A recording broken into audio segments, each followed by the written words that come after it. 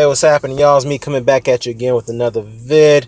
Now, before I do my epic breakdown on who's greater between Ezra Charles and Sugar Ray Leonard, and I know Shady Slim is not gonna like that video, but anyhow, I thought I'd do this first round of series of videos that I promised to do a few weeks ago on fights that almost happened and why they never were made. And to start that off, here's one of them. Shane Mosley versus Felix Trinidad. That's right. Shane Mosley versus Felix Trinidad. This fight actually was supposed to happen. And I'm going to break it down piece by piece, give you a overview on how this fight was going to come about and why it didn't happen. So, this all stems back from the 2001 when Bernard Hopkins had defeated and knocked out Felix Trinidad to become the undisputed and linear middleweight champion. Handed Felix Trinidad his only knockout loss of his career. Trinidad was trying to lobby himself to get a rematch with Bernard Hopkins for the titles, and so for whatever reason whatsoever, Hopkins declined to give Trinidad the rematch. So afterwards, he took a supposedly tune-up fight in 2002, the year later after his defeat from Hopkins. He took a tune-up fight against I forgot the dude's first name, Harain Sharifi. Yes, Harain Sharifi. I think his first name is Harain, but I have to go back and look at it. Let's get Sharifi, and he didn't look too good in that fight either. Though he did knock out Sharifi and got him out of there in a semi-impressive fashion. After the Sharifi fight, Felix Trinidad had said that he didn't really have the fire or the determination as he did when he was an undefeated champion for quite a long time. So he elected to retire. Okay, and during the retirement process, he had blown up in weight. He blew up as high as over 200 pounds, being out of the ring out of the ring between 2002 up to 2004.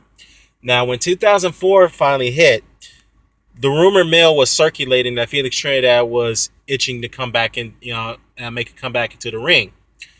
Okay, and the lists of opponents, a couple lists of opponents, he had a sight on were Oscar De La Hoya, because he was trying to get a rematch against De La Hoya for a long time, and two, Shane Mosley.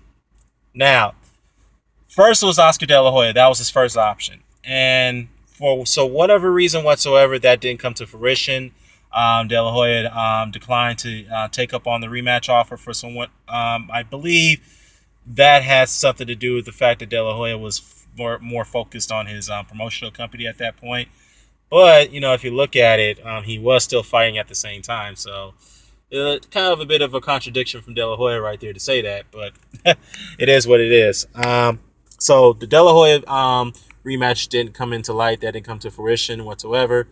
So the next alternative was Sugar Shane Mosley.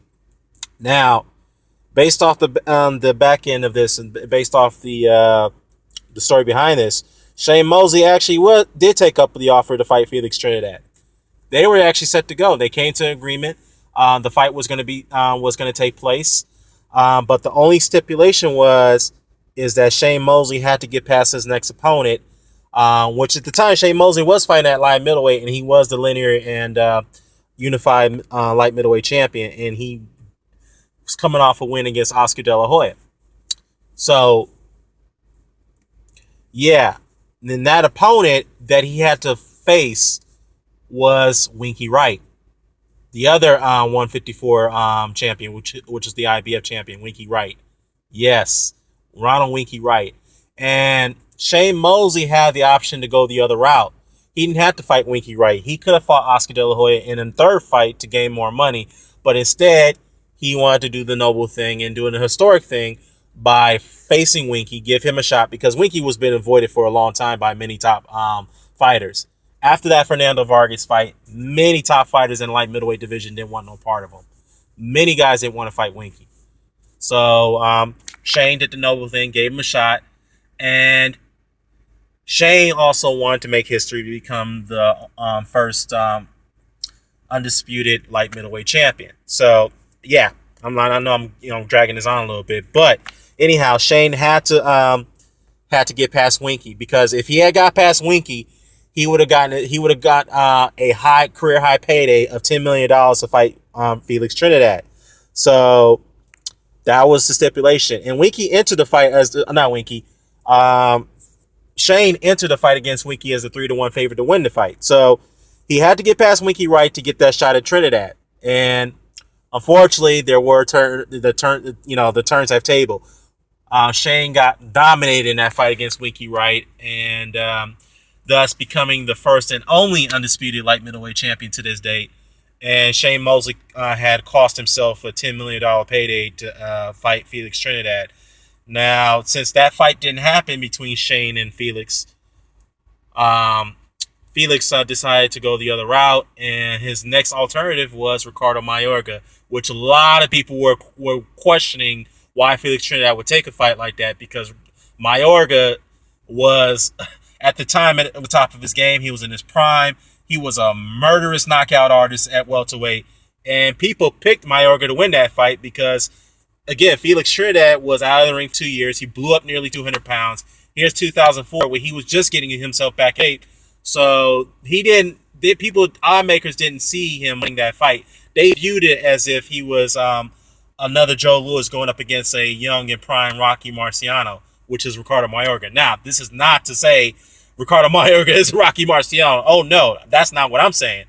I'm saying this is what the odd makers and the writers and the experts were making out to be when the Mayorga and Trinidad fight had came about. But anyways, this is not what this video is about. This is more about the fight between Felix Trinidad and Shane Mosley could have happened if Shane Mosley had gotten past Winky Wright.